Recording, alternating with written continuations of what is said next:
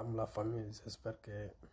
Kobe Kanye. Donc on mena kuma Barça mercato kan. Donc c'est un vrai joueur monunga ka jouer Barça là, Bassi Makala. Bon pour le moment, on y avait un joueur monuna, on est Barça ka surun folo.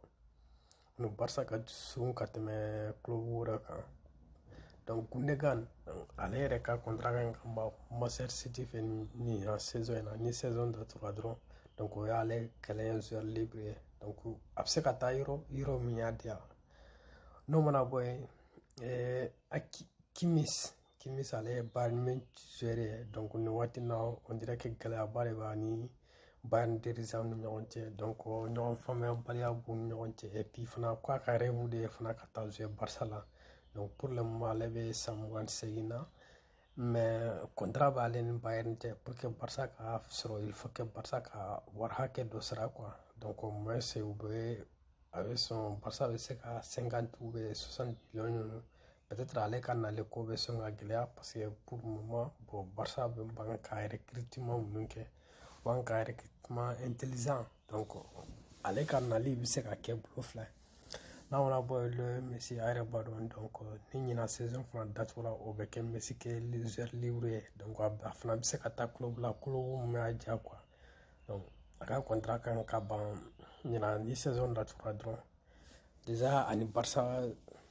supporters ani Barça joueurs u bɛɛ b'an ka Messi ka nali réclamer donc u b'an ka porte dayɛlɛ Messi a yɛrɛ b'a dɔn Messi ni Paris joueurs et Paris supporters ni ɲɔgɔn cɛ gɛlɛyaba de b'u ni ɲɔgɔn cɛ donc kama donc c'est peut-être an b'a fɔ a ka gɛlɛn Messi ka contrat prolongé par là parce que a yɛrɛ b'a dɔn a bɛ situation min na par là ani supporters gɛlɛyaba de b'u ni ɲɔgɔn cɛ